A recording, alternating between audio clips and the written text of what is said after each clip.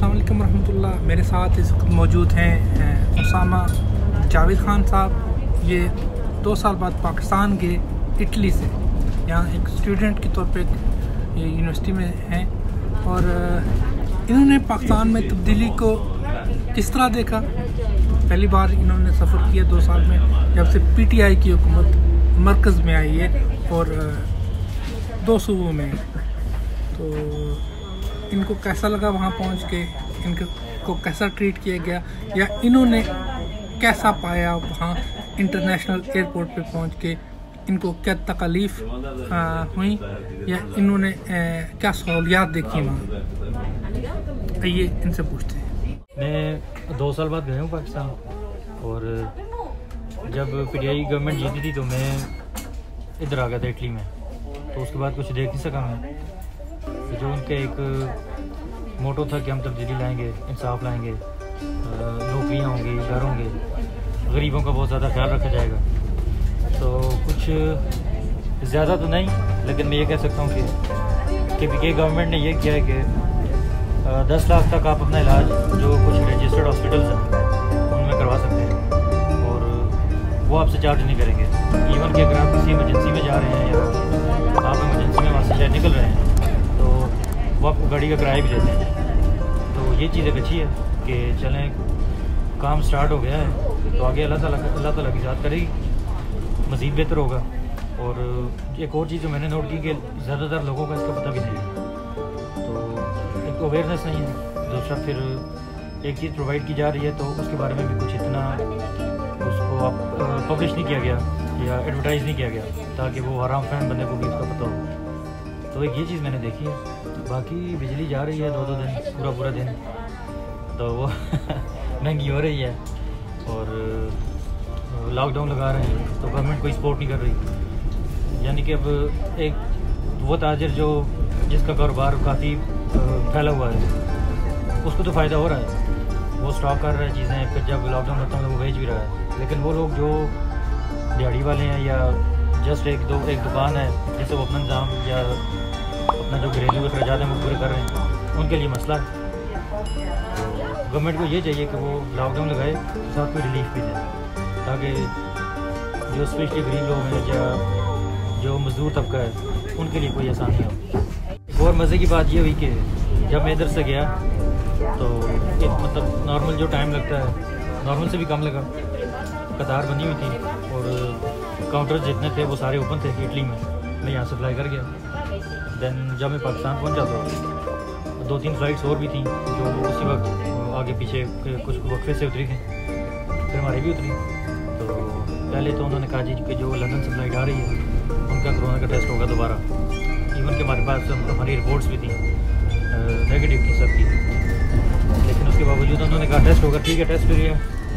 उसके बाद इस तरह हुआ कि जब हम बाहर गए, जब हमें एग्ज़िट की मोहर लगी वहाँ पे सिर्फ एक काउंटर खुला था और कतारें 3-4 कतारें थीं और फैमिलीज़ वाले बच्चे लेके सबसे आगे कि भाई हम फैमिली वाले हैं। और ये चीज़ बहुत बुरी लगी कि एक काउंटर खुला है और उस पर आगे 4 फ्लाइट्स हैं, वो एक बंदा डील कर रहा है हमें। तो टाइम भी बहुत ज़्यादा लगा, फिर लोग हैं कुछ गुस्सा भी हुए, बदनज़मी सी भी हुई। तो ये चीज़ नहीं होनी चाहिए। अब 4 काउंटर हैं तो आप चारों ओपन करें। इंटरनेशनल एयरपोर्ट है आपकी कैपिटल का, तो वहाँ पे यह हाल है तो बाकी शहरों का हम क्या कह सकते हैं। तो इस चीज़ पे भी कुछ करना चाहिए। एक ये जाते पाकिस्तान पहुँचने के साथ ही जो पहली खूबसूरत चीज़ मिली वो ये थी। तो बस दुआ ही कर सकते हैं, जो कर सकते हैं वो कर रहे हैं और इंशाल्लाह ताला करते भी रहेंगे। मैं इटली वापस आ गया हूँ और अभी मैं मेट्रो के स्टॉप पे बैठा हूँ वापस अपनी यूनिवर्सिटी जाने के लिए। मिस तो करता है बंदा अपने मुल्क को, क्योंकि उसकी हर चीज़ याद आती है। वहाँ जो एक हमारा ज़िंदगी गुजारने का तरीक़ाकार है, घुल मिल के रहना, इकट्ठे रहना, दावतें, फिर दोस्तों के साथ बैठ जाना, आउटिंग करनी, घर वाले खुसूसी माँ बाप बहन भाई। तो वहाँ की जो ज़िंदगी है वो तो किसी चीज़ से कंपेयर हो ही नहीं सकती। और बिल्कुल इसी तरह अपने मुल्क को भी मैं नहीं समझता कि किसी मुल्क के साथ कंपेयर करूँ, क्योंकि जितने वसाइल, जितनी मादनियात, दहातें और कुदरती जो ज़खायर हमारे मुल्क में शायद किसी और मुल्क में हो। बस ज़रूरत इस चीज़ की है कि उन सब चीज़ों को इस्तेमाल कैसे किया जाए और जो इस्तेमाल करने वाले हों या इस्तेमाल कराने वाले हों वो ध्यानदार लोग हों, उन्हें इस चीज़ का एहसास हो कि जो वो कर रहे हैं वो उससे मुल्क की बेहतरी हो बजाय इसके कि उनकी बेहतरी हो। तो इस चीज़ का ख्याल रखें। बाकी हुकूमतें अपना काम करती हैं, लोगों को भी चाहिए कि वो अपनी ज़िम्मेदारियाँ भी निभाएं। एक शहरी होने के नाते मेरी क्या ज़िम्मेदारियाँ हैं, एक पाकिस्तानी होने के नाते मुझे अपने मुल्क के लिए, अपने इलाके के लिए, अपनी ज़ात के लिए क्या कुछ करना चाहिए वो मैं बेहतर समझता हूँ और मुझे करना भी चाहिए, बजाय इसके कि मैं कहूँ हुकूमत कुछ नहीं कर रही, लोग कुछ नहीं कर रहे। ये बस जान छुड़ाने का तरीका मैं कह सकता हूँ कि बहाना हो सकता है, क्योंकि अगर मैं ये समझ जाऊँ कि मैं क्या कर सकता हूँ और अगर मैं वो करूँ तो शायद कि मेरा कुछ हिस्सा अपने मुल्क की तरक्की में शामिल हो जाए, और करना भी इसी तरह चाहिए। और मेरी तो दुआ है अल्लाह ताला सबको तौफीक दें इस चीज़ की। सबसे पहले ये समझ अदा करें कि जो वतन की मोहब्बत है वो तकाज़ा क्या करती है हमसे, और उस तकाज़े को लेके हम चलें। फिर वतन की मोहब्बत में हम वो इक़दाम करें जिससे हमारे मुल्क की बेहतरी हो, जिससे हमारा मुल्क दुनिया के बाकी मुल्कों के शाना पशाना आके खड़ा हो। तो बस याद तो आता है वतन, अपने वतन साथ तो होता कुछ नहीं है।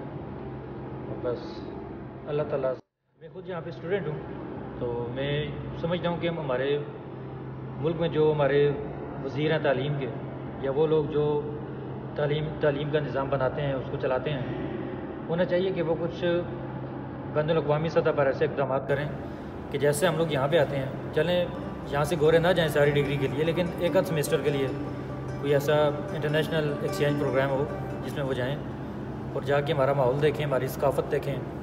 ख़ास तौर पे जो एक इस्लाम के बारे में यूरोपियंस की राय है या जो मीडिया इनको शो करता है वो चीज़ ख़त्म हो। वो काफ़ी हद तक ख़त्म होती भी है जब हम यहाँ पे आते हैं, यूनिवर्सिटीज़ में जाते हैं, जो इटालियंस हैं या बाकी मुल्कों से लोग आते हैं पढ़ने के लिए, उनके साथ जब हमारा एक रिश्ता कायम होता है, जब वो हमें देखते हैं, समझते हैं, तो उन्हें मुख्तलिफ़ चीज़ नज़र आती है कि यार जो हम लोगों ने सुना है या जो एक हमारे जहन में कंसेप्ट है कि भाई जो इस्लाम है उसके मानने वाले या उसके पैरोकार ऐसे हैं और पाकिस्तानी ऐसे हैं, तो वो चीज़ काफ़ी हद तक कम होती है।